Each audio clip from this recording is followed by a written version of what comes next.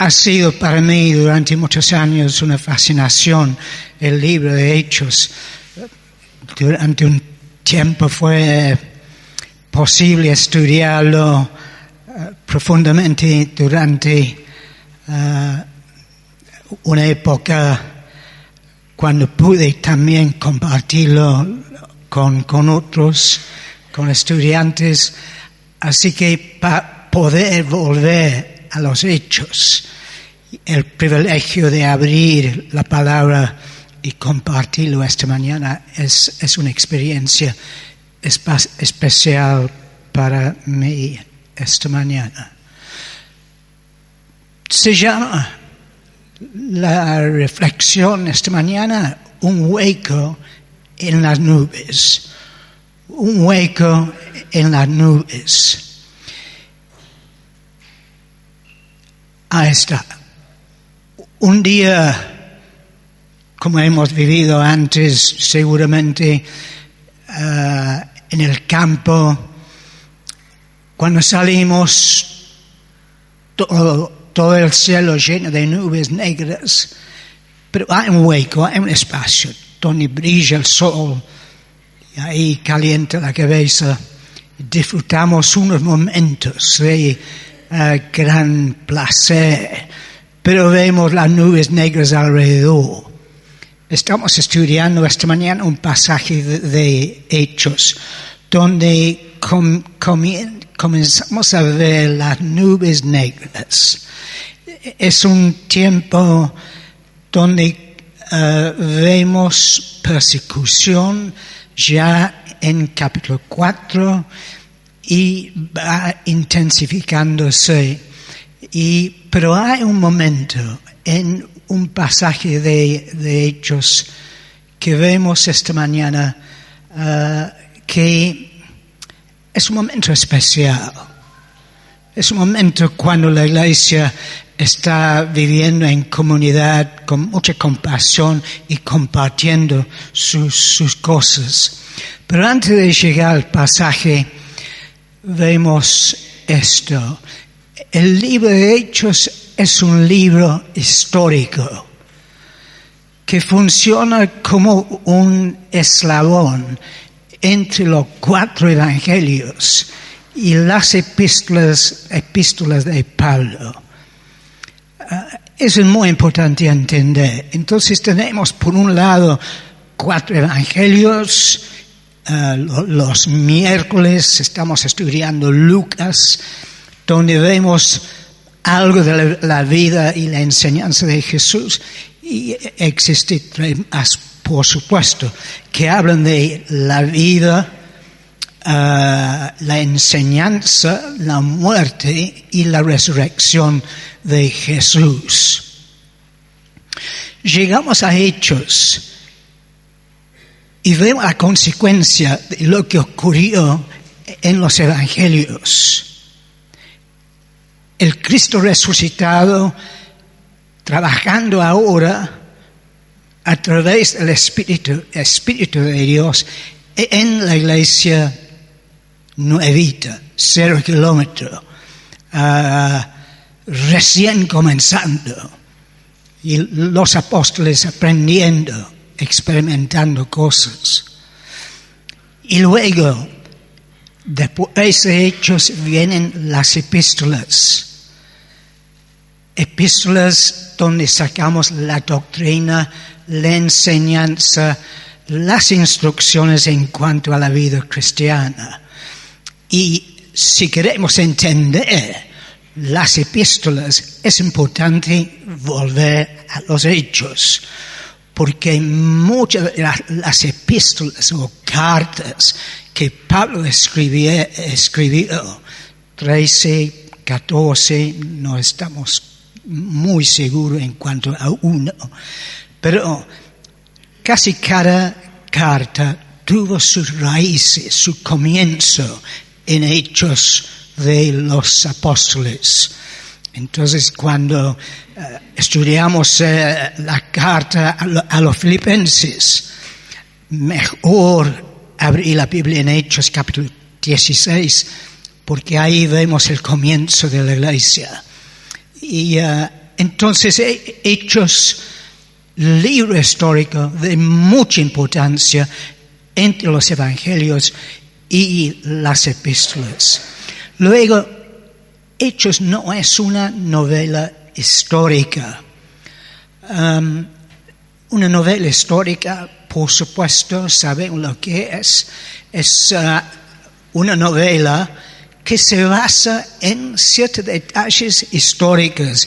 Entonces, tal vez en cuanto a fechas, algunos detalles, lugares, personajes, correcto.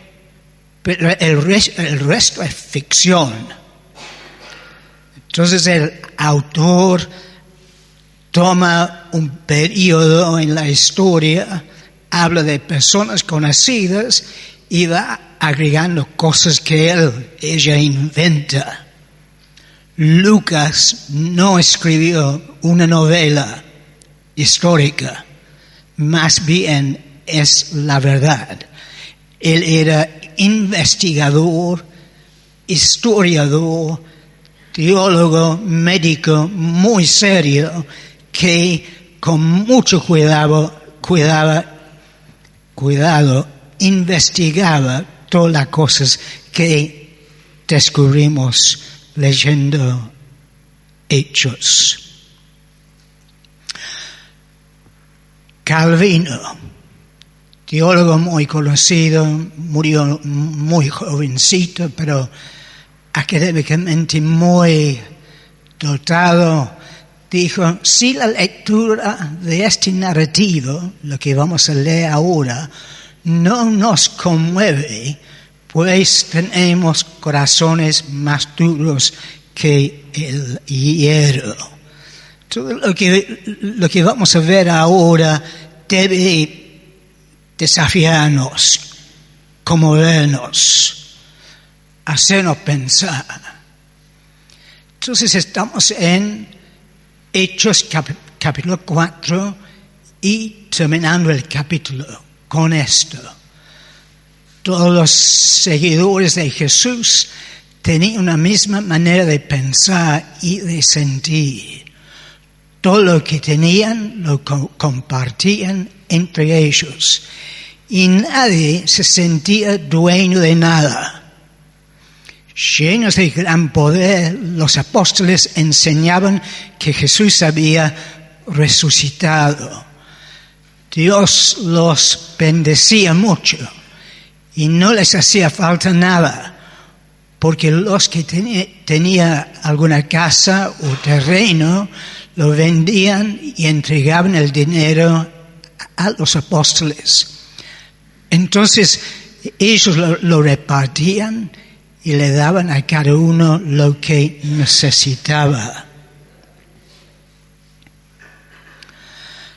Esto también lo hizo un hombre de la tribu de Leví, que había nacido en la isla de Chipre. Se llamaba José, pero los apóstoles le decían Bernabé, sobrenombre, que significa el que consuela a otros. Bernabé vendió un terreno suyo y todo el dinero de la venta se lo entregó a los apóstoles. Hemos visto un pasaje similar estudiando Hechos, si no me equivoco fue nuestro hermano Pablo que nos llevó al capítulo 2, estudiando algo muy similar que Lucas escribió en cuanto a la iglesia primitiva, la iglesia en sus comienzos. Así que tenemos una iglesia nueva viviendo algo extraordinario, nuevo, una comunidad. Y mi pregunta para comenzar es, ¿qué produjo lo que ellos sentían y hacían? Es decir, ¿debido a qué? ¿Cómo se explica su radicalismo, si si quiere. Entonces, cuando dice todos los seguidores de Jesús tenían una misma manera de pensar y de sentir, y luego todo lo que tenían lo compartían entre ellos y nadie se sentía dueño de nada. ¿Cómo llegaron a eso?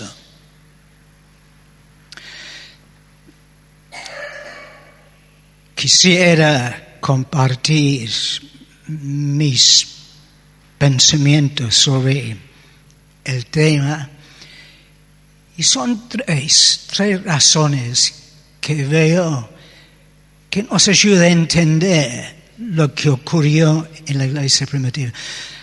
Primeramente, la persecución. La persecución une. Ayuda a olvidarnos de las palabras.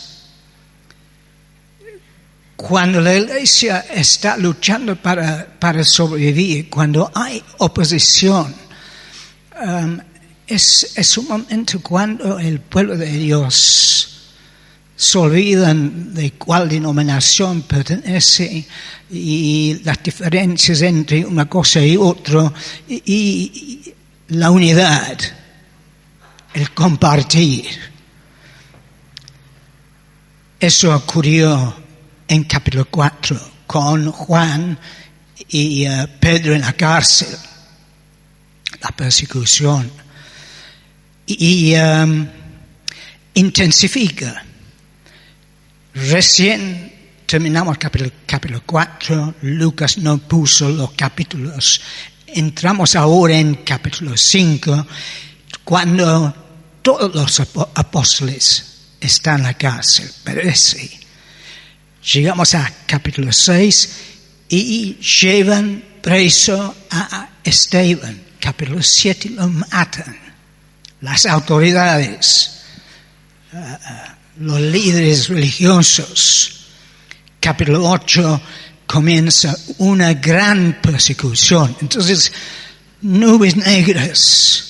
No es fácil para la iglesia vivir en semejantes circunstancias.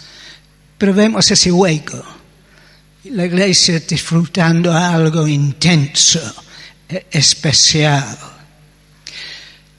La segunda cosa que veo es la pobreza. La pobreza, su estado económico, también es razón para unirse y pensar en lo demás. Y hubo pobreza en Jerusalén. Y parece que fue un estado de largo plazo y intenso. El estado socioeconómico de la región en aquel entonces fue en crisis. Sequía, poca cosecha y el resultado obvio, desempleo, poca comida. Luego el desempleo, la expulsión, por ser seguidores de Jesús, perder el trabajo, por ser creyente. Jesús profetiza eso cuando él dice en Juan 16, les he dicho todo esto para que no dejen de confiar en mí. Ustedes van a ser expulsados de las sinagogas y llegará el día en que cualquiera que los mate creerá que le está haciendo un favor a Dios. Entonces la persecución y luego la pobreza, porque la gente no tenía participación, vida en las sinagogas como antes. Y eso tenía implicancias económicas, sociales.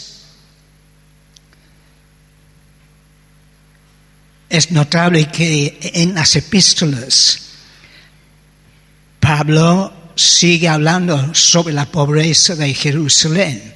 En Romanos, capítulo 15, habla de llevar una colecta para los hermanos pobres de Jerusalén. Ocurre exactamente lo mismo en 1 Corintios 16, versículo 1 en adelante. Muy interesante. Pablo organizando ofrendas para llevar a los cristianos pobres en la ciudad de Jerusalén. Persecución, pobreza, ayudándonos a entender la razón por la cual la Iglesia vivía lo que hemos visto en el comienzo de nuestra meditación. Pero para mí lo más importante, eso es el texto que hemos leído recién, disculpadme. Entonces, la presencia de Dios, para mí eso es la razón más importante que explica la vida de la iglesia primitiva en aquel entonces. Que Dios estaba haciendo cosas especiales. Y tenemos el texto que John nos ayudó a entender la semana pasada, que está en el versículo 31. Todos fueron llenos del Espíritu Santo. El Espíritu de Dios activo en la iglesia primitiva y cambiando vidas, transformando actitudes y produciendo un estilo de vida que era muy llamativo. Luego leemos más adelante y es una versión diferente de lo que hemos leído recién. La gracia de Dios se derramaba abundantemente sobre todos ellos. La gracia de Dios se derramaba abundantemente sobre todos ellos. Y, ¿qué quiere decir eso? Es decir, que la gracia derramaba abundantemente. ¿Cómo se explica eso? Me hizo pensar en algo que nosotros vivimos como familia hace años atrás. Cuando tuvimos una camioneta negra, pintada a mano, feo, gastado, poco confiable. Durante el invierno, difícil arrancar. Durante un invierno embarazada, llevando a John 7 meses en la panza. Y tuvimos que salir a la mañana para arrancar la camioneta. Lo hacemos entre los dos, empujando. Con la panza y yo. Difícil. Pesado, muchos kilos. Pasó más que una vez. Qué lindo cuando una persona pasando por la vereda los miraba y se acercó y nos ayudó a empujar. Y arrancó mucho más fácil. Y solucionamos entre los 3 o 4 o 5 el problema con la camioneta. el empuje de otra cosa, de otra persona. La gracia abundante en la iglesia es Dios empujando. Y la cosa va bien, más fácil. Y comenzamos a ver cosas que... Y decimos, mira lo que pasó con el flaco. Mira qué diferente que es. Mira cómo se sanó esa familia. Reconciliación en la familia. Y otras cosas. Y vemos la mano de Dios. Él está empujando. Nos lleva adelante, pero también nos empuja. Es muy deseable. Buscamos eso. Esa realidad, la gracia de Dios, la presencia de Dios entre nosotros con poder. La presencia de Dios resulta en diferentes reacciones. Uno vimos también la semana pasada el evangelismo imparable. Es decir, el querer hablar de Cristo salió naturalmente de ellos. No hubo un pastor adelante forzando nada con amenazas, ¿no? Sino el Espíritu de Dios moviéndose, la gracia de Dios en abundancia, y no pudieron callar. Entonces, y proclamaban la palabra de Dios sin temor alguno. La presencia de Dios con poder resulta en evangelismo imparable. También armonía predominante. Armonía predominante. Nos llevamos bien. Mismo sentir. Pensaban y sentían de la misma manera. Es natural. Sí, estamos de acuerdo. Es la ausencia del egocentrismo. No vengo para yo. Yo vine para recibir. Sí, pero también para dar.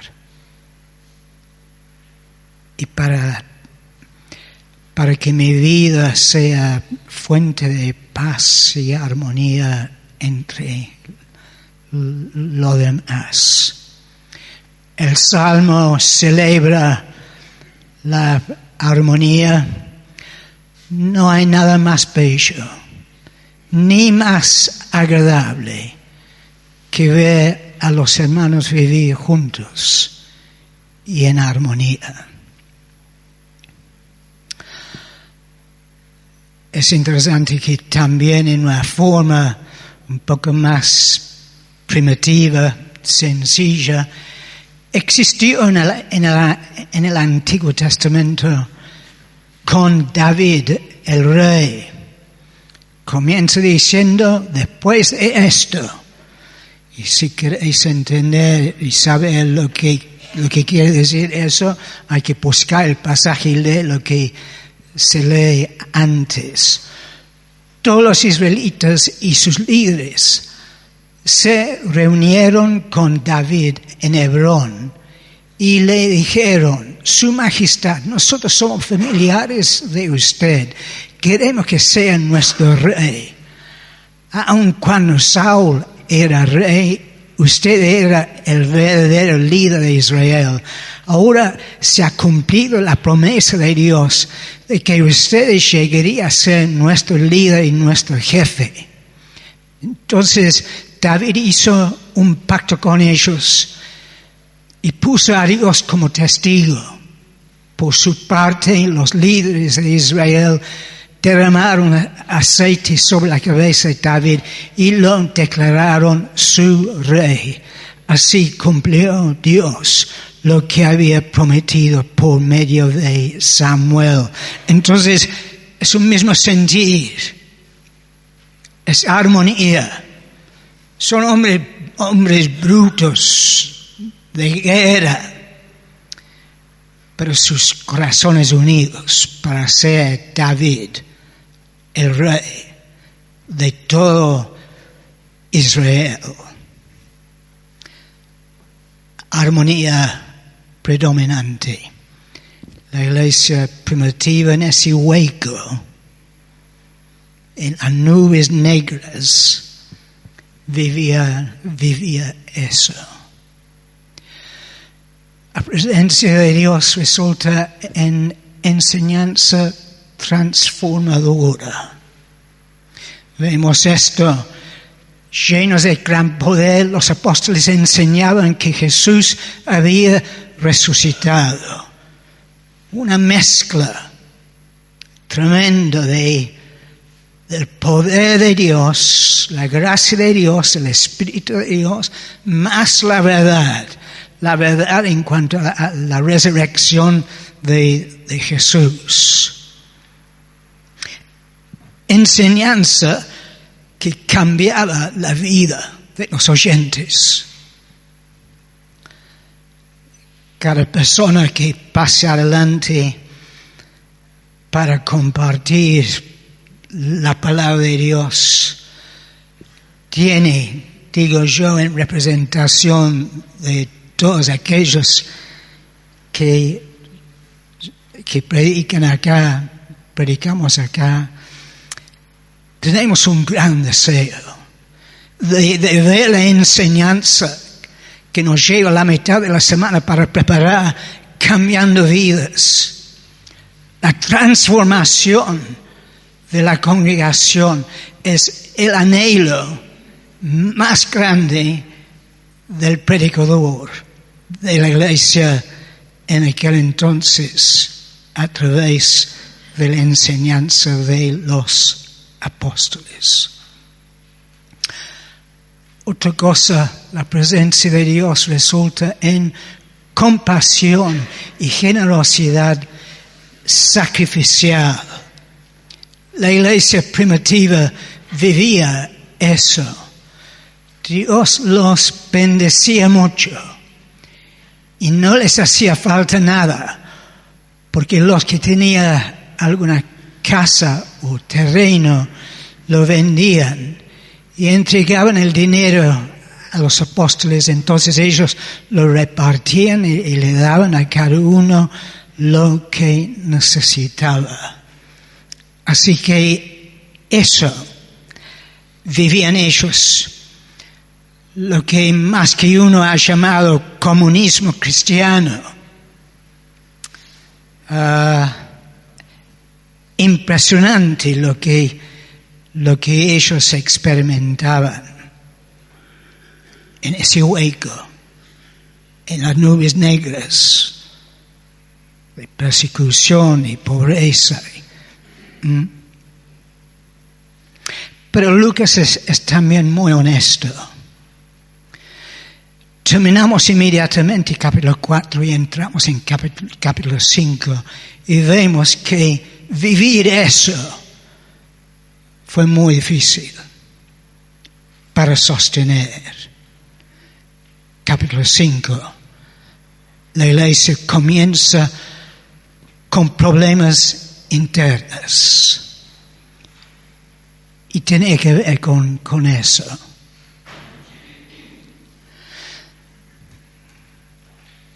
Creo que esto es importante.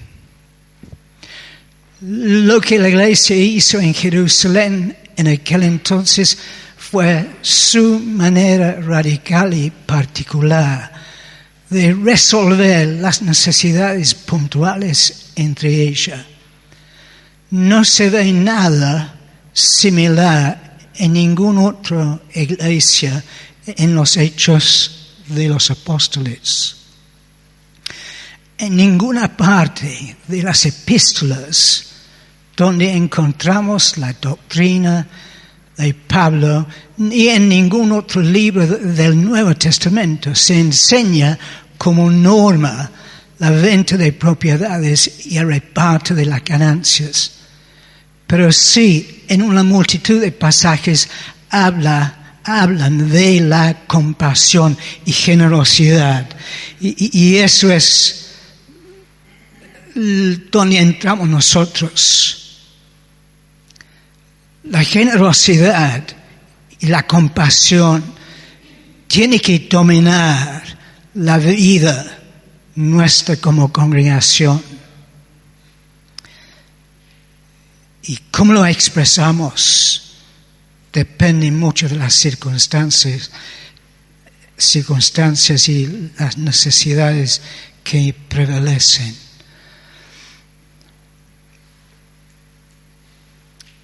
En esencia, lo que figura como narrativo histórico en Hechos 4 se transforma en exhortación en Filipenses. Estilo de vida que marca cómo debemos vivir nosotros en el día de hoy.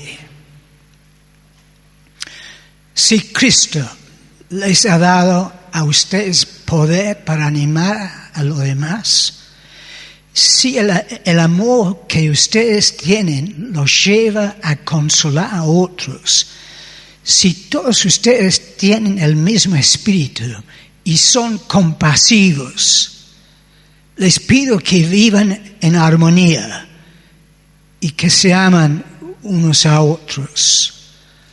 Así me harán muy feliz. Pónganse de acuerdo en lo que piensan. La iglesia en Filipos tenía problemas en cuanto a eso. Una congregación que Pablo amaba profundamente. Y él fue fundador de la iglesia, pero tenía problemas con esto. Deseen las mismas cosas. Y no hagan nada por orgullo o solo por pelear. Al contrario, hagan todo con humildad. Y vean a los demás como mejores a ustedes mismos.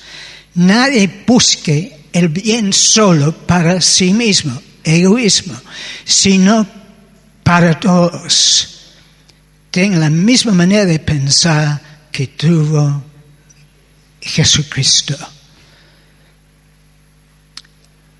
Así es. Pasaje que queda esta mañana como gran desafío para cualquier iglesia. Bueno, el pasaje que comenzamos a estudiar, Filipenses 4:32, en adelante termina con Bernabé. Es la primera vez que vemos ese hombre tan amable. Más adelante vamos a ver con más exactitud el carácter, el corazón grande que él tenía. Pero algunas palabras para ayudarnos a entender cómo fue Bernabé y mirando lo que él hizo en la iglesia de Jerusalén en aquel entonces. Comprometido. Miembro de la iglesia comprometido. Entregado a Cristo. Con todo. Consolaba a otros. Che, decime, ¿cómo está vos? ¿Cómo pasaste la semana? Animaba a otros. resisto la tentación de hablar más sobre él porque es uno de mis personajes más favoritos de Hechos. Gran hombre, sinceramente generoso. La iglesia necesita una multitud de Bernabés, personas similares. Terminamos con oración ahora. Vamos a casa llevando el pasaje que hemos estudiado en nuestro corazón. ¿Cómo podemos nosotros expresar compasión y generosidad? No solamente como iglesia, pero yo mismo. ¿Qué puedo hacer yo para ser generoso y compasivo hacia lo demás? Oramos a Dios. Padre, qué lindo, importante, desafiante es estudiar el libro de Hechos. Nos hace mucho bien. Nos motiva. Nos ayuda a ver tu poder presente en la iglesia, tu gracia en abundancia y las consecuencias. Y buscamos eso para nosotros como iglesia y para nosotros individualmente. Que vos esté guiándonos y ayudándonos a mostrar compasión y generosidad. Armonía, enseñanza transformadora, evangelismo imposible a parar. Acá estamos, al comienzo de una semana más. Pedimos tu bendición sobre nuestras vidas y la ayuda para ser luz, sal y luz en esta ciudad. En el nombre de Jesús lo pedimos. Amén.